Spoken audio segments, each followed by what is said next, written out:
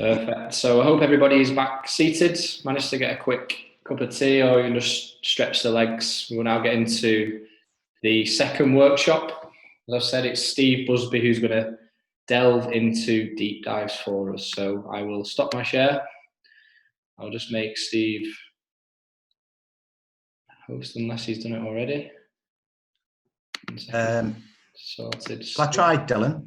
I've just made you the host now, Steve. Okay, fantastic. So we can see your screen here. Can you see that now, Dylan? Has it changed?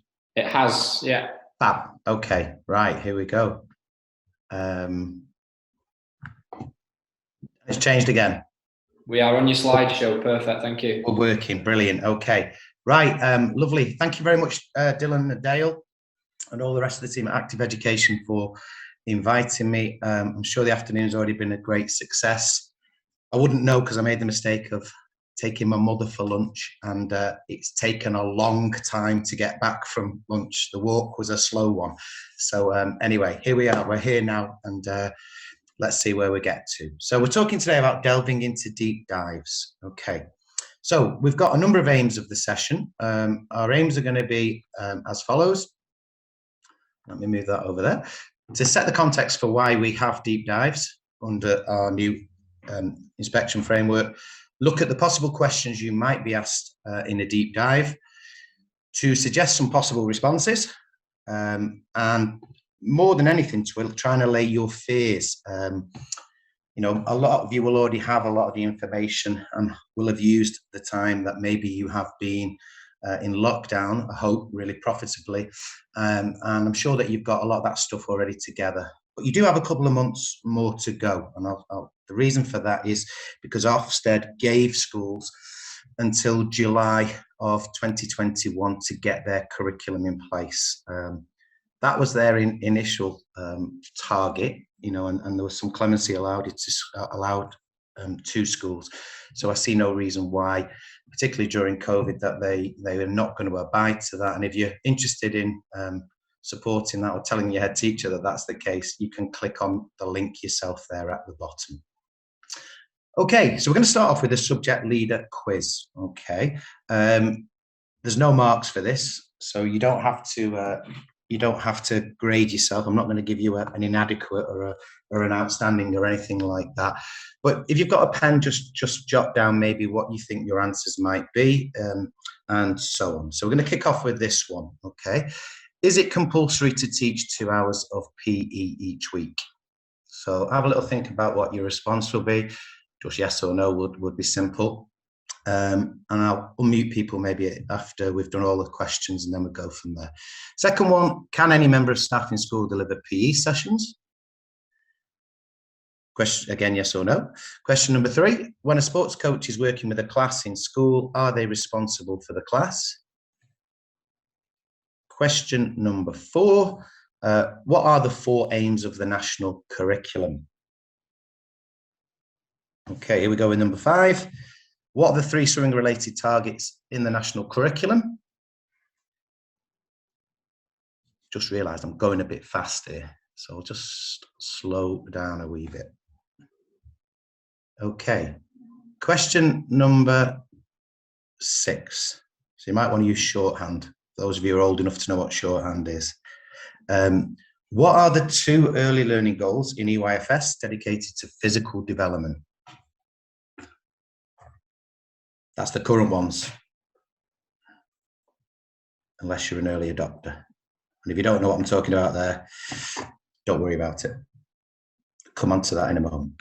Number 7, how many hours of physical activity per day should children get aged between 3 and 5, and B, aged between 6 and 16? Okay, next one. How regularly should all fixed equipment in school be tested? By fixed equipment, I mean things like your gymnastics apparatus that's attached to a wall, for example, a climbing frame, or a trim trail, if you have a trim trail or any other sorts of outdoor fixed equipment like an exercise circuit. Okay, number 9. Is assessment in PE statutory? So do we have to do it? And question number 10 is, who is responsible in school for checking safeguarding arrangements for external providers? Okay. So I'm just going to leave the questions there for another 30 seconds, but I do realise between sort of numbers 4 and 5, I gave you about 15 seconds to answer those, and I was asking you to write quite a few things.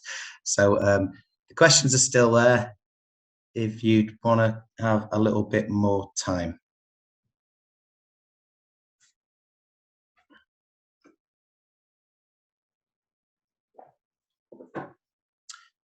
If it's okay with you guys, I'm just going to stop this share because I've lost my, there we go, you're all back now. That's fine. Okay, so I'm going to just pop you all on again there. Dylan, can you see the slides still? You can't see the slide exactly at the moment. Okay, sorry, right. Okay, so I need to, let me just get the slide shares back. 1 second. Speaker view. Right, there we go. Share screen, here we go. Sorry. Right, so we're back here. Okay. Perfect. You see it again now, Dylan? Yeah. We're back. Great. Sorry about that. So question number 1. Does anyone want to unmute themselves? Can we do that, Dylan? Absolutely. People can either unmute themselves or put in the chat if you like, if you didn't want to use your microphone, either way. I tell you what, unmute yourself. Let's be sociable. Okay. So first question, anyone like to unmute themselves and give me an answer? Sorry. Yeah. No. Sorry, I was on. No. She's put it in the chat, has she? Okay, so I've heard somebody shouting no, and I heard a bit of another answer. The first answer is no, it's not compulsory. It is a recommendation that we all deliver 2 hours of PE each week. Those schools that are doing it well obviously do that, but even within that 2 hours in most schools, some time is eaten out of that for getting changed. Question number 2, can any member of staff in school deliver PE sessions? No. No, okay, right. Yes. This very much depends, and it goes very much borough to borough, okay, or local authority to local authority. Ultimately, the buck stops in school with everything with the head teacher. So depending on your local authority, I know one of our local authorities, Stockport, is very, very tight that anyone delivering any sort of PE or physical activity in school has to be at least level 2 qualified, okay? But I know other local authorities that don't have the same stipulations. So the answer to this question is, it very much depends on the local authority, but it also very much depends on the head teacher. If a head teacher deems somebody to be confident and competent and can back that up, in other words, they've seen them deliver, they feel as though they've got some sort of qualification, some sort of experience, they can allow a member of staff to deliver a PE session. It wouldn't be best practice for that person to be delivering it regularly. Okay, so should, in an ideal world, be somebody who has some qualifications and confidence in what they're doing. Question 3, when a sports coach is working with a class in school, are they responsible for the class? This again is no. Okay, this is again is not a definitive answer. When a sports coach is covering PPA, they are not responsible for the class. Whenever anyone is covering PPA, ultimately the responsibility for the class sits with the class teacher. Or if the class teacher goes off the premises, it sits with the head teacher, okay? If, however, a sports coach has been employed and is contracted to go and work on a regular basis in upskilling staff, etc., they are allowed to take responsibility for the class without supervision. Question 4, what are the 4 aims of the national curriculum? Now, I'm not going to ask you to rattle these off, but we have 4, and I try and remember them through the acronym of each. The first one is that children excel in a range of fundamental movements. The second one is that children are active, A for active. The third one is that children experience competition, so they get lots of competition and competitive opportunities through lessons, through inter-school, through intra-school.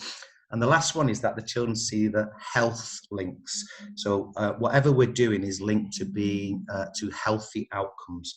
So absolutely crucial that your staff are aware of those 4 aims, because that's what the experts have told us we should be working towards.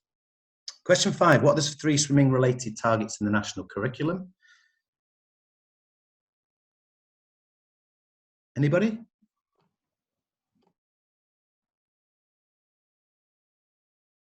Okay, I don't like silences, so I'll jump in there. I'll answer. Oh, go on then. This is a swimming one, yeah. Yeah. So they have to swim 25 metres, Yeah. a variety of strokes, and Yeah. they have to perform self-rescue. Excellent. So 25 metres, use a variety of strokes, front and back, and same self-rescues. They need to be able to get themselves out of a pool, and also to be able to tread water for a period of time. Question 6, what are the 2 early learning goals in EYFS dedicated to physical development? Anybody answer that one for me?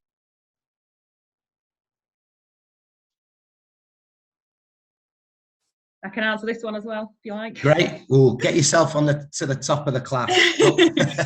Moving and handling and health and self-care are both in the physical development section. Fantastic. Now, in September of this year, they will be obsolete, those titles. So the moving and handling and health and self-care are going to be replaced by gross motor skills and fine motor skills. And the gross motor skills are going to be those ones which probably we can affect more as PE teachers. The fine motor skills are quite directed towards things like using scissors and pens and manipulating objects within the actual classroom environment. Okay, that isn't to say we can't affect children's fine motor skills in PE, but we're really going to be concentrating on the gross motor skills. Question 7, how many hours of physical activity per day should children get aged 3 to 5? We'll start with that one. Anybody?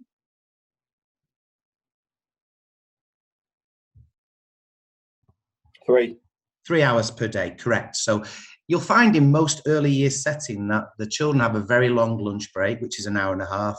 They tend to have, a good half an hour morning break and afternoon break. And with the opportunities for continuous provision, those children easily hit their 3 hours of physical activity per day.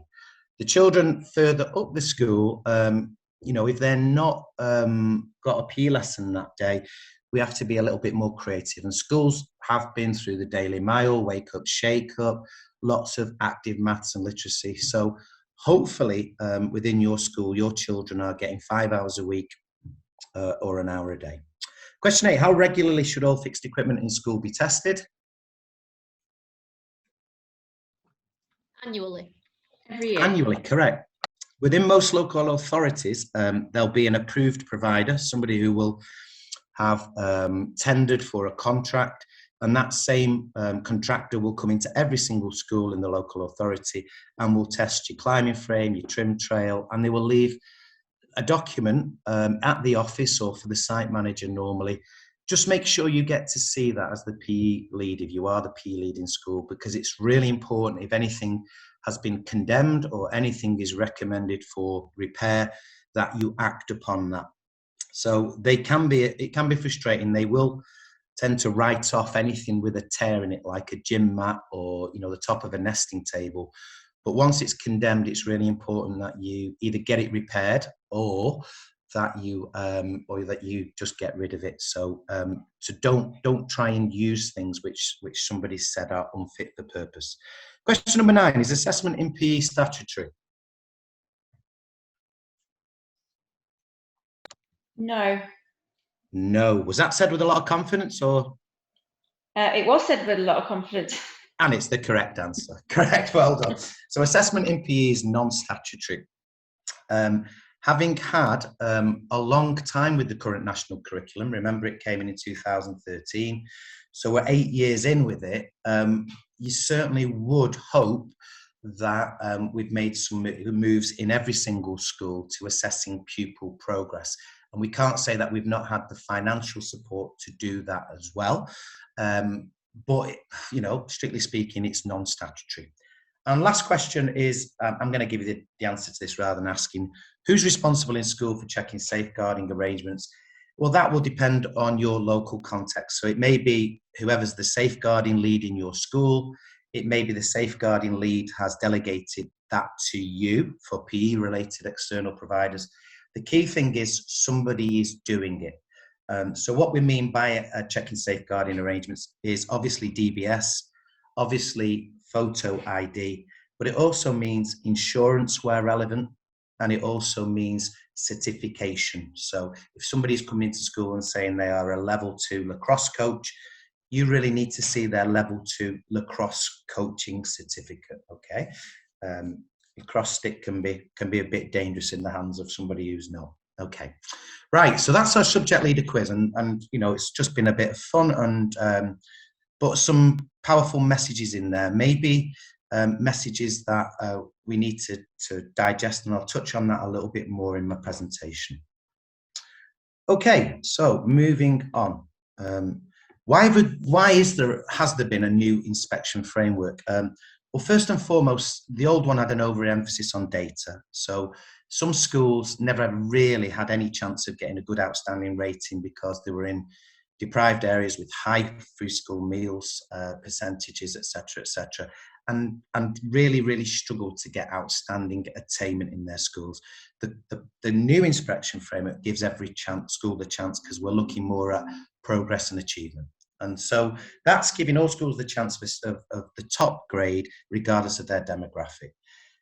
New inspection framework as well wanted to broaden the curriculum. So far too many schools were, you know, come February, even come September in some schools in year 6, some children were being hiked out of their lessons and were doing an afternoon diet of English and maths as well in preparation for SATs, at the exclusion of music, art, PE, and things that they were already good at. Okay, and that's meant that, you know, some children who were really excellent in some subjects like ours, PE, were being deprived of doing the subjects that were real strengths. Okay.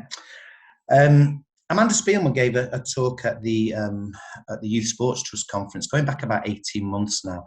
And the document at the bottom, which you can click on the link at maybe another time, was a pilot of about 60 schools nationally, where parents were asked about what they thought about physical education, etc., in schools. And the overarching message that was coming back from parents was that they wanted children to be doing more physical exercise. They wanted more PE in schools. One of the messages that rang loud and clear to me when I read that document was that in lots of schools, parents felt as though they knew nothing about what their child was doing in PE. They would always receive an annual invite to sports day, but they didn't really know what was going on a weekly or even a termly basis, and they wanted to know. So there was a consensus that parents wanted to get more involved. They wanted to know what the child could do. And so, you know, Amanda Spielman's comment there, I think it's fair to say many schools need to listen more to parents, was backed up by that Ofsted report. Okay, so there's a number of things I think which are crucial in terms of delving into a deep dive. If you're going to put yourself forward, there's a number of things I think that you need to know as the PE lead. That very blurry image, by the way, there is an AFPI poster, which gives some nice definitions of what I'm talking about in this acronym. PESSPA, or PESPA, as it's sometimes known, stands for Physical Education, School Sport and Physical Activity. You really need to know what each part of that acronym means. So physical education is the entitlement that everyone gets in their 2 hours per week. The school sport are those clubs and teams that you put on before school, at lunchtime or after school, inter-school, intra-school. It's all of those opportunities for children to work with children from other classes and other year groups and play against each other in competitive situations. And the last one is physical activity. So under that umbrella, we've got our active maths and literacy and active whatever else. We've got our daily mile, we've got our wake up, shake up, and whatever else is doing. And it's really important that you are aware of the difference between those three things. Okay. Also, it's important that you know what the history of the sector is. So the school games mark, many of you will apply for the quality mark with the school games mark at bronze, silver, gold, or even platinum now. That came in, with a view to improving the amount of inter-school competition. So providing children with the opportunities to play against each other. But out of that, over the last, I don't know, maybe 7 or 8 years, we've seen a different direction. We've seen emphasis on B teams and C teams and not just A teams. We've seen an emphasis on, if you want gold level of the kite mark, good community links. We've seen an emphasis on pupil involvement through sports crews, playground leaders, and so on and so forth. So it's important that you understand about the competition being the initial drivers, but now that's moved aside and we're having more focus on inclusion festivals and opportunities for B and C teams. It's important you know the context of the PE and Sports Premium and how that came in with 5 indicators. So 5 main things to try and drive improvement, and how when we got double the money, when the government thought it would impose a sugar tax on lots of the soft drinks companies, etc., we've ended up with loads and loads and loads of things that we can spend money on. So it's important that at the same time we recognise that physical activity levels have maybe gone down. Now, the previous national curriculum was based around plan, perform and evaluate. Well, the planning and the evaluating were maybe sedentary in nature. Children were encouraged to discuss what they were going to do and then talk at the end about what they had done. And maybe the activity in the middle, the performing bit in the middle, didn't reach the activity levels we wanted. And so things like the obesity strategy came in, and For an Active Nation came in, and with it was born things like initiatives like the Daily Mile, and with it the obesity strategy, where we tried to improve school lunches, we tried to get children active for an hour a day, etc., etc. And our most recent documents now are the School Sport and Physical Activity Plan and the most recent Sport England's Uniting the Movement.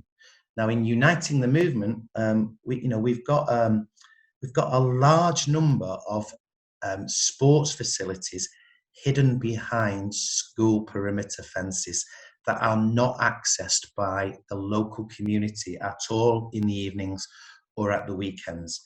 And in Uniting the Movement, there is a clear drive to get more access for members of the local community into those buildings which have historically been shut from 6 o'clock in the evening, especially on a Friday, until 8 o'clock on a Monday morning. So there's been lots of things that have come out over the last dozen years or so. We've made huge improvements, but there's still a little way to go. You need to know why PE delivery is organised the way it is in your particular school. So if you have a PE coach in your school, you need to justify why that is. If your teachers deliver all the PE, but you have some upskilling from some experts, whether that be in gym or dance, again, you need to suggest why you've chosen that method. If your teachers deliver one of the PE lessons a week and a sports coach delivers the second, again, you just need to say why you've chosen the method you have in your school. And I'm not going to give you any answers to that. You just need to be able to articulate your response. You need to know what those early learning goals are, because anything in a school grows from early years. And if children are not getting it right down there, so if your scores are low in moving and handling and health and self-care, and very few children are meeting the early learning goals at an appropriate level, you're going to be playing catch up all the way up the school. So please make sure that you ask for the data from your reception teachers or from your school secretary or assessment coordinator, and have a look at where the areas the children are weakest in. You may spend now PE and Sports Premium funding on early years because you weren't able to up till a couple of years ago. So it might be a look at addressing some of the issues, particularly their historic issues.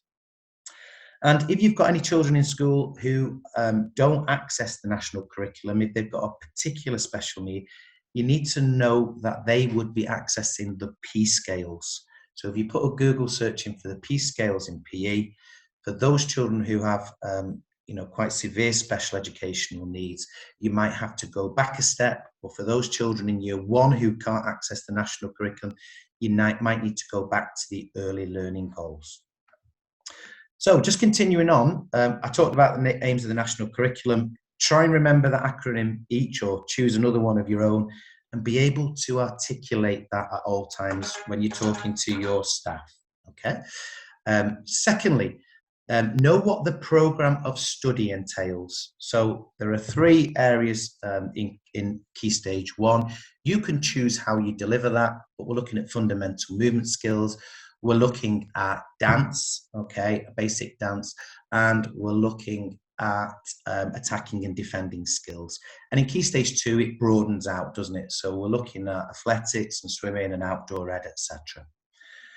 Okay, know what the desired outcomes are at the end of each key stage. So it's there in the national curriculum. The national curriculum is only 2 1/3 pages. So look at what those desired outcomes are at the end, so then you know what you're working towards as an endpoint and you can work backwards. Try and know how much physical activity is going on in your school. So how often, teachers are actually doing the daily mile if you've set it up, how much they're actually delivering through a cross-curricular approach in maths and literacy. Try and know really clearly what difference having PE and sports premium funding has made to your school. So be able to quote 2 or 3 things that you've been able to fund which have made a particular difference. And if you've invested a particular amount of money, you really do need then to have said it's made a considerable difference. So at the moment, I'm working with a school who have spent almost all of their budget on wristbands, fitness trackers.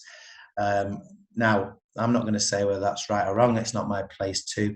What I am saying to that school is now you really need to have some quantifiable data which shows that if you invested a significant amount of money, that it's made a significant difference, not just to all children, but to groups of children, your SEND children, your pupil premium, et cetera, et cetera.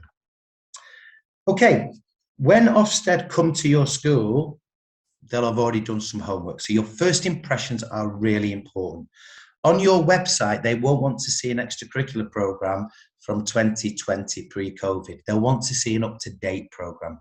They'll be searching for a school games level. If you're already a platinum level school, somebody's already done some verification of the work that you've done. If they can't find that you've got any level, or if you're only at a bronze, unless you've made huge improvements over the last year, you're probably best off not doing a deep dive in PE if you're only hitting any level that's below gold, and quite honest with you. They will probably have a sneak at your Twitter feed and look at how much physical activity PE and school sport is going on. They'll have a look at your PE and sports premium report, see if it's up to date, see if there's some balance across the 5 intended outcomes. And they'll also probably have a sneak at your newsletters and see what sort of profile PESPA has within your school. When they walk through the door, they'll probably again get a first impression, and that might come through a cabinet, maybe with some rosettes or trophies in it. They might see some displays which are inclusive with the school games values on. They might see the levels of activity, that there might be a club going on that morning in school, or a wake-up shake-up, or something going on. They'll look at the quality and the tidiness of your environment. So in your hall, they might be looking to see, is the apparatus accessible, or is it hidden behind dining room furniture and with a layer of dust on it? They might look at whether an external notice board, and if there's an external notice board, they might be looking at the messages it's sending. Is it promoting PE in the local community? Is it celebrating some of the successes the school has had? So if you want an idea of one, there's a nice one here, Rosehill Primary. I'm not going to click on the link. You can click on the link in your own time. But the picture there on the first page very much shows children smiling and being active on a climbing frame. You then go down to the calendar. It's got when the bikeability's on. It's got the date for sports day. If you open the newsletter, the first thing on the newsletter is about some canoeing the children did recently. And there's a picture about a cricket coach who's coming into school. And it's communicating straight away that this PE, school sport, is important in this school. Okay, so within a deep dive, somebody will want you to communicate very clearly what your vision is. So this is your intent, isn't it? If I was writing an intent, I would want all children to achieve the aims of the national curriculum. I'd want a broad curriculum, so children get to experience lots of different things. I'd want that curriculum to be balanced. So by balanced, I mean, you know, I've got 6 areas in Key Stage 2 that we don't just pay lip service to OAA by doing it one lesson of orienteering and sending them on a residential, that we actually teach OAA within a unit of work. And by progressive, it means that I know as the PE leader what the difference between a year 5 lesson is and a year 6 lesson in the same area. I then want a willingness of staff to adapt any planning that we use. So you may have a scheme of work, you may have written your own plans. What we don't want to see is a teacher with a piece of A4 in the hand and reading it verbatim. We want them to plan for lessons like they plan for maths, where they wouldn't dream of giving everyone the same task, where they'd have different levels of work, different levels of challenge. And that's exactly what you want to see in PE, that people have read up about the lesson, they've adapted it to meet the needs of children who are maybe SEND, and that they're also looking to challenge those children who are more able. In your vision, we'd want a commitment from school to receive consistent CPD, okay, which addresses individual needs. And that will mean doing an audit of staff on a regular basis and trying to tailor the CPD that you're offering to groups of staff who maybe have the same needs. And we also want within our intent very much the focus not just to be on the physical. Okay, so when we're learning in PE, yes, physical education is called physical education because the physical is the most important thing. But we will have children who will never achieve at a high level physically, maybe because they're dyspraxic or they have developmental delay. But those children can still get an awful lot out of lessons, as can all children, if we plan for social and cognitive and emotional learning as well. So it's important that staff can see those benefits, and we're looking at developing the holistic child. If you want to learn a little bit more about that, the Australians have some great stuff on that. This is a slightly different one. It's called psychological. The FA, the Football Association, have the 4 corners model. The Youth Sports Trust adopt the head, hearts, hands model. There's all sorts of models out there, but PE is very much moving away from we're just concentrating on the physical. Okay, so we're looking at children being developed holistically. In terms of your vision as well, I think it's important that you know that children get to learn skills. So I think whilst we've been in the pandemic, we've also had a good opportunity to think about what knowledge we want children to have as well. So at the minute, I'm teaching cricket in a local community school. I teach there every week on a weekly basis. You can't make assumptions, like you give 2 children bats and you stick them at either end of a wicket. You can't make assumptions that both children will run when one of them hits it, or one of them will shout to run, or one of them will shout, no, I don't want to run. You have to impart children with knowledge as well as giving them the opportunity to learn skills. And good curriculum has knowledge which is taught to the children, and skills as well. Assessment for learning, I think, is the thing which makes the biggest difference to PE teaching there is. If your teachers are delivering through AFL, Ofsted, I am sure, will be delighted, because how can children learn to their optimum if they don't know what the learning outcome is, if it isn't on a whiteboard and shared with them? And how then do they achieve what's on the learning outcome if you haven't broken that down into success criteria? And how can they learn from each other if you don't give them opportunities for peer assessment? And how are they going to improve if you don't give them quality feedback and ask quality questions? And how will you know how they're doing if you don't have some element of self-checking? So the principles of assessment for learning, I'm a huge fan of, and they need, I think, adopting in every single PE lesson. I see lots of PE lessons where there's no learning outcome shared with the child. We're going outside and we might as well be doing physical activity. Yeah, the children are enjoying it. Yeah, they're getting a bit of exercise, but that's not PE. PE is physical education. The children are there to learn something. I'm a big fan of traditional and new sports being on the curriculum. And I'll explain what I mean by that. Traditional sports might be football, netball, cricket, rounders. New sports might be ultimate frisbee, handball, Danish long ball, flag football. When children have new sports on the curriculum, first of all, they're excited. But secondly, they're all starting from more of an even baseline, because most of them won't have played it out of school. So you really then give every child the opportunity to learn at the same pace without feeling intimidated because they've not got the same level of skill or experience as some children who've been doing it out of school. And as part of your vision as well, there needs to be careful monitoring of progress. Now, you can't monitor progress unless you do some form of assessment. But it's important, and I'm going to come on to assessment, that you do monitor, you track the progress of individuals, groups, classes, and year groups. So that's your intent. That's what you want to do. How you implement it. First of all, I think, I asked you this question at the beginning, all children have to have 2 hours of PE. Some of you will be very lucky, you'll have 2 halls and you'll be a single form entry and you don't have to worry about wet weather lesson. But others will have no backup plan, but you can still do things in the classroom.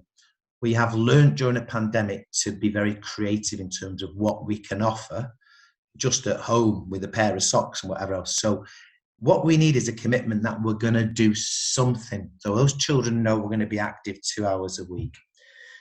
By active, I also feel it's hugely important that we don't allow children without kit to wriggle out of doing PE. It's not their fault always, because it can be down to parents or other extenuating circumstances. By having spare kit in each class, it should mean no child misses PE. Hopefully there's a commitment within the school that teaching assistants come out and support the learning. The difference that makes is huge. So if you have a child on the ASD spectrum who's supported in maths, for sure they're going to need that level of support outside on a playground with people running around, maybe with a sports coach who they only see once a week, or a stranger who's come in just to do cricket. We're setting not only the member of staff up, but the child up to fail if we don't provide the same level of support outside as we do inside. So if you're lucky enough to have teaching assistants, they need to be trained. They need to be spoken to before lessons about what their role is going to be within the lesson. As well as assessment for learning being massive, as well as having support staff out in lessons, the STEP principle is huge. So differentiating tasks by space, the task, the equipment, and the people, again, is hugely important within lessons. We also need, if we do have a child who's badly injured or has been sick and they can't take part, we need them included. So they should be coaching, they should be umpiring, they should be taking some part in the lesson. Ofsted will not be happy if they see them reading a reading book or filling out a crossword or being given a task which is non-PE related. So that's important. This is in our implementation. Also in our implementation, we want a range of teacher-led teaching styles and pupil-led. So teaching styles, you will almost certainly adopt both, even if you've never thought about it in school. So an example of that might be a teacher-led teaching style is, we're going to do athletics. This is how you hurdle. We're all doing it. That's teacher-led. An example of a pupil-led is where you say, we're doing dance and we're doing pirates. And this is a motif for what a lookout man might do if he's in the crow's nest. This is a phrase of 8 moves. This is my idea, but within your groups, it's pupil-led. You see if you can improve on my idea and create a phrase of your own. You will almost certainly already adopt some of those strategies. that should, again, maybe be built into your implementation statement. And children should experience different challenges. So when I go into schools, I know straight away where PE is taught really well, because children don't groan and give up and have a negative growth mindset when they're put into a team with fewer members than their opponents. So build into your curriculum challenges like, right, we're playing 6v4 in basketball today. The challenge today is for you 4 to cope with having 2 fewer players. The challenge for you 6 is to use your 2 extra players. Where that's built into your curriculum, children then don't moan about having fewer players. They realise that they can still overcome despite the adversity. Okay, in terms of impact, there are a number of things you need to measure. Firstly, every child's achievements. For me, that's absolutely crucial that achievement is measured and valued higher than attainment. There'll be some children who will never do a cartwheel because of their shape and their body confidence. But if that child can take their weight on their hands and perform some type of weight on hands sequence, whatever they've done which is good for them should be what we're valuing. We need to measure progress across different domains. Like I said earlier, there will be some children who will never be great cognitively because they've not got a brain that anticipates or is tactical or can analyze, and they might be exceptional in the physical. But there'll be other children who are not great in the physical domain, but they might be great motivators. They might have a leadership skill within that group. They might be able to enthuse others and keep the team going when they're losing or suggest things tactically. So we need to give value to what that child is offering to what it is they're doing. I'm a big fan of parents knowing how their child is getting on. If you've got a sports coach in school, does that sports coach attend your parents' evening? If not, why not? Do you have a comment on your parents' report, end of year parents' report? If not, why not? Can you get the class teachers to give a little bit of feedback, even if it's 20 seconds, particularly for those kids who are at either end, who hate PE and are really demotivated already in primary school? Their parents need to know that, because that's only going to get worse in secondary. But ditto, those children who've got particular talent those parents need to know so they can hopefully take that skill into the local community. In terms of your impact, children need to know how to improve. That comes from good feedback. It comes from opportunities to peer assess, and it comes from providing those opportunities to discuss work. What we want to see within the impact is that children are more active, they take the learning home and into the local community. So we're not there just to build little superstars in school. What's far more important is that a child, through our ultimate frisbee lesson, then wants to go and do that in the local community, or through our try golf lesson, wants to go and play golf at their local club. And in our impact, we need to check support and challenges there for all learners. Some questions you might be asked, I'm just conscious of the time, but we're doing okay. How is your curriculum progressive and ambitious for all pupils? What links are there? Blah, blah, blah, blah. So, do you have a breakdown of the key skills and knowledge you want children to learn? I'd argue perhaps we've had time during the pandemic, if you've not been in school all the time now. If not, make it a priority to break down the key skills and the key knowledge. I've seen all sorts of stuff. I've seen knowledge organisers. I've seen these fancy sort of like snakes and ladders board. Great, okay. All of those things are great. They're never all going to be linear, because each school has a different context, and in some schools they might be having to go back a step where children have not been active in school. But at least you should know roughly what's going on in each phase of the school. Is there sufficient breadth? I talked about that. Are you covering OAA? Are you making sure there's a net wall game in every year? Is there a strike and field game in every year? Are you too invasion game heavy? Okay. And again, it needs to fit into your context. Do you seek to, first of all, develop skills? Down in EYFS, I would hate to see full versions of games, and children can't do it. They need to learn the basic skills: run, skip, jump, catch, throw. And then within, Key Stage 1, they can start to, on the journey that you've started them with. So by the end of reception, there may be linking skills. They're stopping a ball and then throwing it. And then they're linking more than 2 skills in Key Stage 1. They're striking a ball off a tee. They're then running while others have fielded it. And then once they've fielded it, they're throwing it back to somebody else, and et cetera, et cetera. Then within lower Key Stage 2, we're seeing modified games. And then within upper Key Stage 2, children are ready. Children are very ready. If you've laid the foundations and you've built progressively, they are very ready for teaching games for understanding model or a sporting education model. Children in year 6 should be beyond dribbling around a fixed set of static cones. They'll have done that.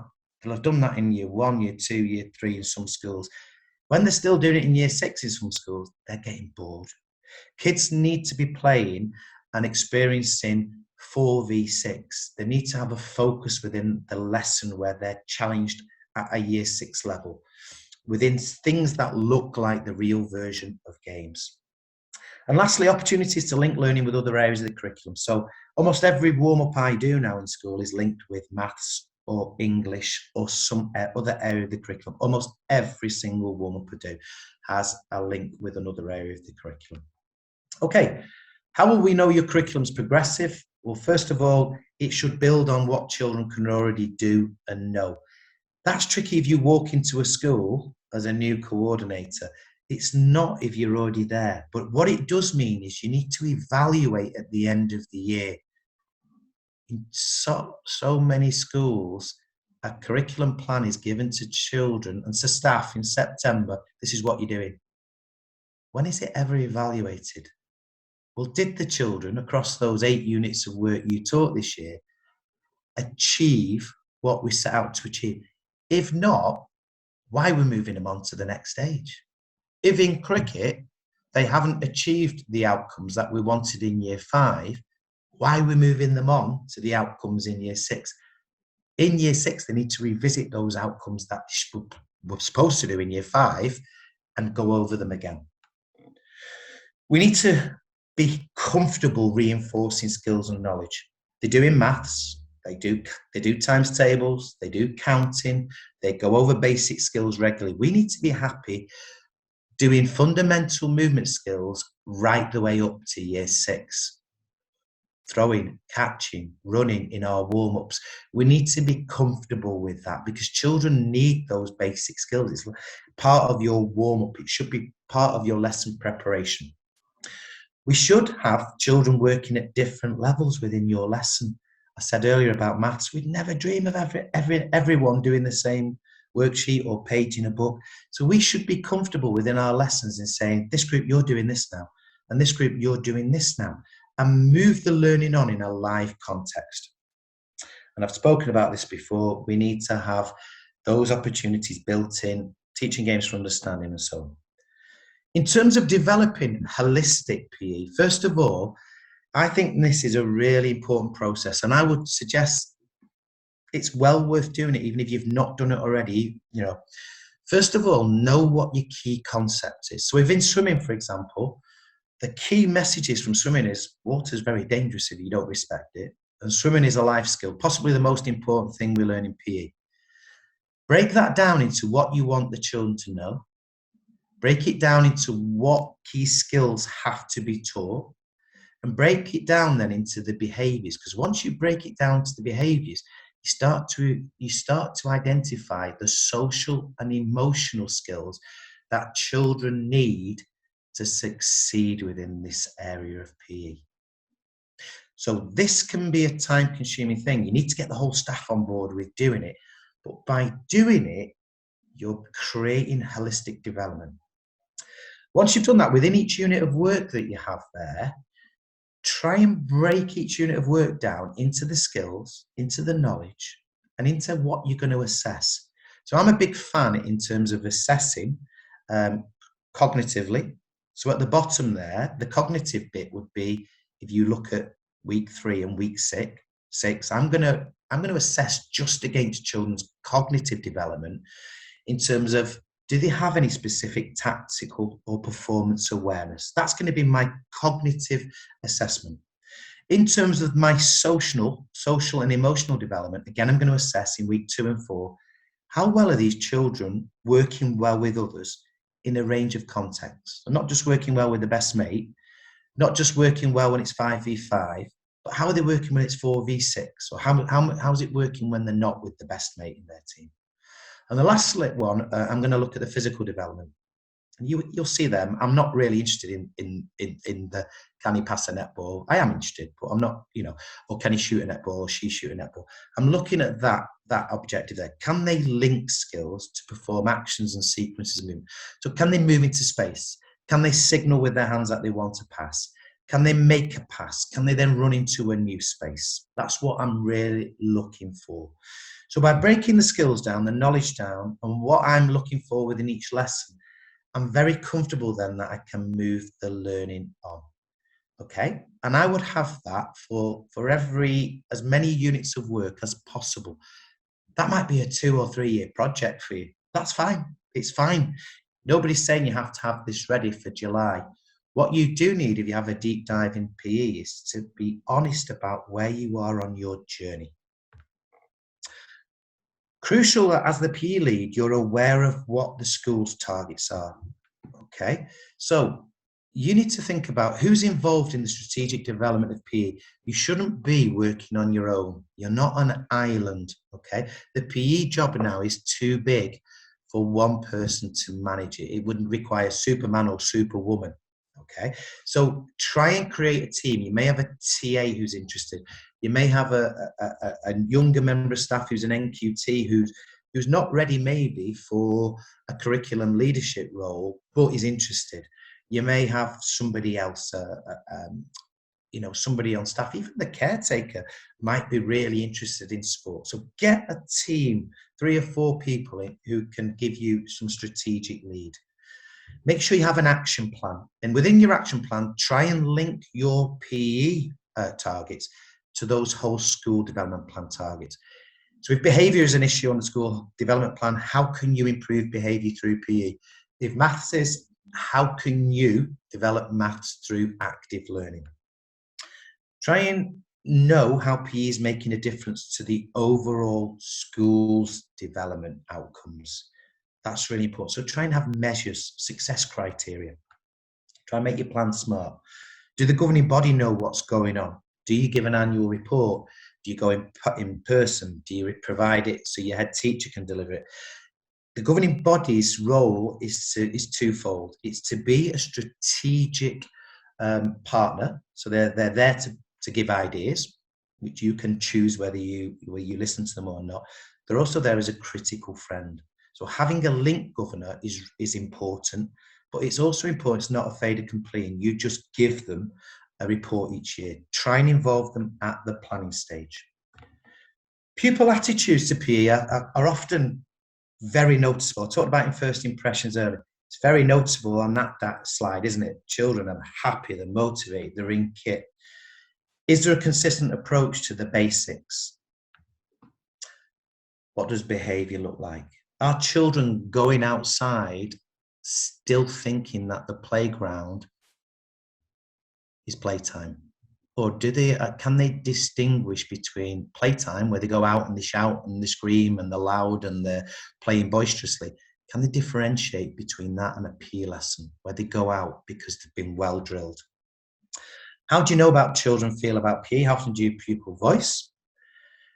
What have you done about any child who's clearly switched off PE? Yeah? What have you done about that? Have you tried to affect change? So previously in school where I had children who were pupil premium, I knew that I had funding and I could pay for some of those children to have extra swimming lessons out of pupil premium. That was before the PE and sports premium came about. So you might be able to evidence change you've made for certain children by using your PE and sports premium budget. What have you done about those children who can't attend your extracurricular because they go to the mosque, or for cultural reasons they do other things out of school? How do you know that they don't attend because they're going to the mosque? And if you do know that they don't attend because they're going to the mosque, have you tried to make any changes? Have you brought in a club before school or at lunchtime? How do you develop personally? So at the moment, emotional and social well-being is very high on the agenda. So try and know what the 5 ways to well-being are. Yeah, can children give? Do they learn? Do they connect? Etc. etc. But do parts of the curriculum develop particular qualities? OAA is fantastic for teamwork. Dance is brilliant for creativity. OAA again is brilliant for resilience. So just know which particular skills you're developing through different areas. Do you give pupils opportunity? You might do playground leaders, but we should also see that in lessons. Why would you stand and deliver a whole class warm-up when the children can experience being a leader, whether they're leading a small group or they're leading a partner? What jobs do your sports crew carry out? How have you chosen them? Have you really tried to target some of those disaffected children who might never be good physically, but can be good communicators and motivators of younger children? Yeah, same with your playground leaders. How do you include all pupils in your lessons? So I think this is important to ensure the curriculum is ambitious. So are your staff using visual timetables? Do they pre-tutor those children on the ASD spectrum when it's somebody coming into school who they've never met before, and that can arouse huge levels of anxiety for certain pupils? Have you got any specialist equipment? Can you evidence that if Ofsted came and asked you, do you have something for a visually impaired pupil or for a child with a hearing impairment? Do you use the STEP principle to differentiate? Is that embedded across the whole curriculum? Are your TAs not just there to manage behaviour or to hold a wet paper towel in case somebody gets injured? Are they actually supporting the learning? Can you evidence where any specialist support, so you've spoken to somebody from occupational health, or you've spoken to a physiotherapist, and you can evidence that having had that conversation, it's meant that that particular child with cerebral palsy has accessed, for example, gymnastics. So have you got particular successes? I'm not saying you have to write full case studies, but can you provide a little bit of evidence for a deep dive where you have effected big change? Teaching styles I talked about earlier. Okay, so we want a mixture of direct teaching. We want a mixture of pupil-led teaching. We want to see that staff know that PE is about more than the physical. We want opportunities within lesson for children to be creative. So in dance, I should not walk into a dance lesson and see everybody doing exactly the same phrase because they've copied the teacher at the front. I should see a dance which is around a theme, and children interpreting that and demonstrating their own phrases within groups where they've agreed what they're going to do, they've negotiated it, and they've performed it. I should see, as it says at the bottom bullet point, maximum time on task, prompt feedback, succinct feedback where it's not necessarily stopping the whole class, it's stopping a group of children if necessary, and high expectations. How do we ensure knowledge is retained? I'm not so sure we need knowledge organisers. I'm not so sure we need to go to all that work. What I should see is teachers asking, what do you already know, before they plan the next stage of learning. So if I'm teaching tennis in summer 2, I need to have asked in summer 1, what do you already know? Do any of you play at a club? Are any of you really good if you represent? If any of you not even know the rule? And then I can plan based on prior knowledge. Within every lesson, I need to display Walton Wilf, and I need to be checking during lessons about what the children know. I need to have key vocabulary on display, even if it's on a portable whiteboard, or it might be things I've laminated. So if I'm teaching gymnastics, I might want asymmetrical on there. I might want patches and points, or whatever the key vocabulary is in gymnastics. And using ICT is... triangle, which it says it is a third. Ewan, have you got your background on? Don't worry, that's fine. Okay, and lastly, are you using ICT? I think ICT is massive for retaining knowledge. Take some clips during your lesson, use your video on your iPad or whatever you've got, show it back in class at the end of a lesson. If you've got a dance on, can you play that clip of that dance during the week when you're doing registration? Can you play it again at the beginning of the next lesson? ICT is great while kids are getting changed, for them having a focus, etc. Okay, think about your displays in school. This is a school I went into recently where there was this display on there. This one here, I really don't like actually some of the things on it. So I'm going to say to you, take this with a pinch of salt. What I did like about this display, these were pictures of the actual kids in that school, okay, which I think is important. I don't like some of the lifting techniques at all, like the boy's the second image on the bottom on the right. But what I did like was the idea of having images of your own children lifting and moving your equipment. Think about your vocabulary. Look at that display there. It's a bit blurred, but the key messages are there. Okay, we need to be using AFL. Children need to see that vocabulary, to use it within their own peer assessment. Make sure that, you know, peer assessment is built into every single lesson. And don't accept the first answer you get off children. Why was that good? Oh, it was good. Tease out why it was good. Try and tease out that it was good because a child's toes were pointed, or because there was good fluency in their routine. Are there any prompts, questions that you could put around around there which would be useful around the hall? You might be asked on a deep dive, what staff subject knowledge like? How are you developing the staff? So you need to do an annual audit at the beginning, you know, maybe at the end of the year, July. Give your staff an audit, ask them some key questions about what they feel are good at, what their priorities are moving forward into a next year. So you can hit the ground running in September by saying, I've listened to you, we're going to do this, this and this. Do you feel knowledgeable enough as the PE lead? If not, what are you doing? Have you been maybe on the level 5 AFPI course? Have you, if not, if you can't get 5-6 days out of class to do that, have you maybe engaged with somebody who's, somebody within your local community who you know is a really good advisor or a PE consultant, etc., etc. You can move mountains in a day. A day with a PE advisor, a PE consultant, believe you me, you can move absolute mountains, and it's not as expensive probably as you think. So if you feel as though your own subject knowledge is not sufficient to move others on, have a look at what you can do. Do you provide support through specialist teachers? If you have a gymnastics coach coming in, it's crucial that the member of staff gets the opportunity to teach alongside them. Don't just have them sitting there watching for 6 weeks. There needs to be a program in place so that they know they watch the first 2 lessons, the team teach the next 2, and then they're delivering up to the final lesson 100%. How do you know how good the people you bring in are? How do you monitor that? So as PE lead, you need to get in there and watch those people yourself. Ofsted will ask you about that. They'll ask you, okay, you've spent £2,000 on a gym coach this year. How good are they? You need to be able to say, well, I've watched them twice, even if it was just for half an hour each time. Thought they were brilliant. I've asked the children. I've asked the staff who they worked alongside.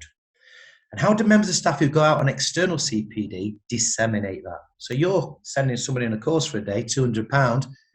Does that get shared? Because if it doesn't, it should. Where's it recorded? Where are the minutes that other staff back in school can look at? So how do you monitor the standard of learning? It's only fair that staff know what you're looking for in an observation. So if you have an observation form specific to PE, share it with them. It's only fair. If there's a monitoring schedule, again, be fair. Share it with them. It's on the staff shared drive. I'm going to be watching this lesson in November in EYFS. Then in January, I'm going to be watching this. So staff know what's coming up, what's expected of them. If you use a particular learning walk performer, etc., share it with the staff. So staff are very, very aware of what the expectations are. There are no surprises.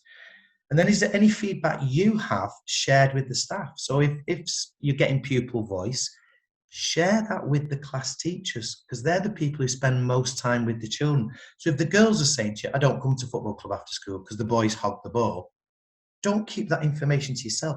Share it with the class teachers and look for a solution about how you can remedy that. If you do assess, think about your purpose of assessment. Is it used to improve both the teaching and learning? It should be, okay? Do you share anything with parents?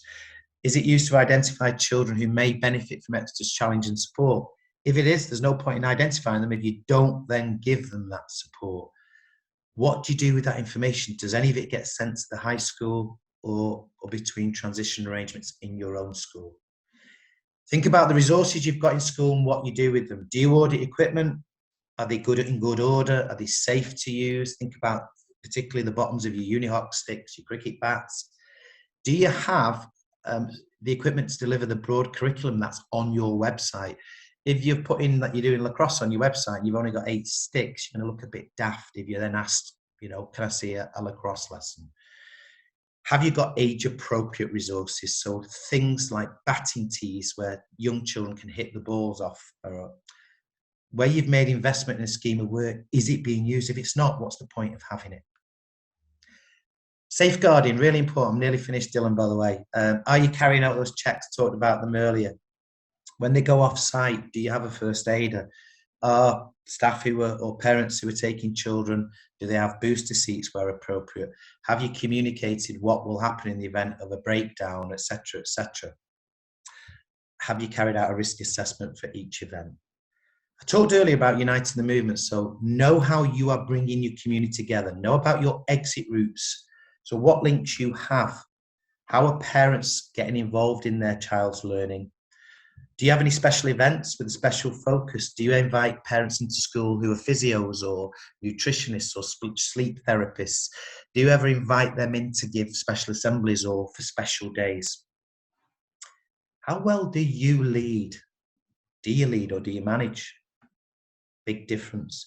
Do you in your school, can you say to an office inspector, these are my best practitioners and this is my weakest, and this is what I've done to support that teacher who's lacking confidence? What have been your biggest successes? I spoke about that earlier. If you spent a lot of money on particular things, be prepared to back up the outcomes from that. If it was to go tomorrow, how would you make it sustainable? So what is your evaluation? Do you know what your strong points are? Do you know what your weaknesses are? If you know your weaknesses, you know where PESPA's going next in your school. And you know that because hopefully you self-evaluate. At the end of the summer term, you should be evaluating the curriculum and you should be thinking, this is where we're up to. And it gives me time for reflection then, before I get my team together to write my next action plan, which is going to be in line with school development priorities. They need to be linked with your school development priorities. How do you know the priorities? Well, hopefully you've crunched data. So hopefully you've not got paper copies of registers anymore. You've got electronic copies and you can crunch into data, which means your new action plans are rooted in evidence. And Ofsted will do this. They'll speak to your senior leaders. They'll look at your website. On your website, you've got your curriculum content. They'll chat to you about that. They'll watch some lessons, maybe if you've chosen it as a deep dive. They'll maybe look at videos that you've taken as part of the work scrutiny or pupil voices. Okay, they'll chat to teachers live, they'll chat to pupils live, and they'll try and connect that with your curriculum leader who should know exactly what's going across the whole thing. So it's a cyclical thing. So in the next 2 months, I'm nearly finished. Make a plan, chip away at it. Anything you've thought, I don't do that, I should do that. Use your PE and sports premium funding. Remember, it's called PE and sports premium funding. It's not sports premium funding, it's PE and sports premium funding. Get yourself some release time. Get yourself the chance to monitor some lessons, to write a good action plan. If you're not sure where you need to go, buying somebody who will help you. If that's a day, it won't cost you an awful lot of money, but you'll make a huge amount of progress, I promise you. Think about your own professional development. If you don't have the knowledge, surely nobody else on the staff will. So can you get yourself on a leadership course? Get a link governor involved at strategic level if you haven't got one already, and get feedback from all your stakeholders, especially the children. Okay, now I have a few slides which I'm going to send to Dylan next, and these are potential replies to questions, but I'm just going to skip through these because these are only potential replies, and I'm going to go to the end. I'm sorry, I always talk too much, and I'm going to move on to the last question, which is about whether you have any question. When you have any questions yourselves. Okay, Dylan. Yes, that's brilliant, Steve. Thank you. Sorry for talking so much. Yeah, absolutely loads of information there, a lot of takeaways, and I'm sure if anyone's sat like I am, you have probably got a million questions running through your head. We will have 5 minutes now where people can raise a hand or just turn the mics on, ask Steve a question. If we do run out of time, I'm sure Steve's put his contact details on for you there. I'm sure he wouldn't mind you getting in touch with him. Not at all. And I know Ben is in the meeting. I hope Ben doesn't mind that 5 minutes. So, as I said, feel free if anyone has got any burning questions now while we've got Steve with us. Feel free to go ahead. Is there anything in the chat box, Dylan? I've not been monitoring the chat box. I've been too busy talking. Let's have a look. There's nothing as of yet. I will. Oh, here we go. Will this PowerPoint be sent round afterwards? I tried to write everything down. Quite happy to, Dylan, if you want me to. Yeah, so that can be shared. I think Caroline. If I send it to you, Dylan, could you forward it on? Yeah, we will distribute it to everyone who's been part of it, has attended. Yeah.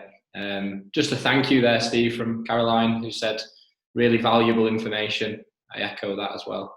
Pleasure. Thank you, Phil. That's nice. Thank you. Lovely. I do feel, Steve, it's going to be one of those when people actually sit then and go back through the notes, they will have those questions. I think one,